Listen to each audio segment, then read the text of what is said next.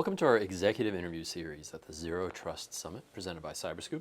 I'm Elias Grohl, the senior editor at CyberScoop, and we're here with Ken Myers, the Director of Identity Assurance and Trusted Access at the General Services Administration. Ken, thank you so much for joining us. Thank you. So I'd like to start by asking you, what are the biggest technical challenges your agency faces to meet the key mandates of the White House Executive Order on Zero Trust?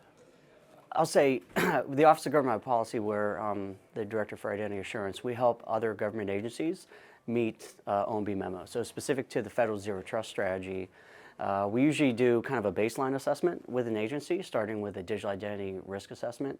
And that gives us a pretty good idea of do they have their identity infrastructure centralized, right? So within the federal Zero Trust strategy, it talks about centralizing both where your identity information is stored, but also where and how applications are accessed. And so that's the easiest point to see where they should first start, right? And we can map that up with their modernization plan to make sure that the specific identity components are factored into that.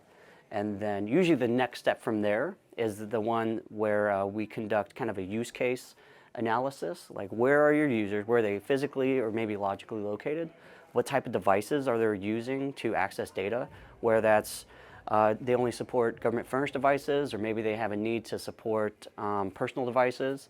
So many types of users within an organization can help an agency deliver its mission. And so from a digital experience perspective, you kind of have to meet all of them while also layering in security. So after that, looking at the devices, then you look at how are they accessing the data? Do they have it centralized through a tool like a single sign-on tool? Is it directly on an application? And usually directly on an application, you have fewer options for authentication. And the last is really kind of a special class, which are privileged users. And that's usually with a separate policy and separate tools to make sure that the appropriate amount of controls protect them, right? Privileged users are usually those with some type of elevated access to an application that if their account were compromised, it could mean a pretty bad day for most people at that organization. What are the biggest operational challenges your agency faces in establishing a zero trust environment? Yeah, I mean, I'll just say from personal experience, usually it starts off with education. So one of the main things that we do in the Office of Government Policy is we form work groups and then we write playbooks. So playbooks aren't policies, they're recommended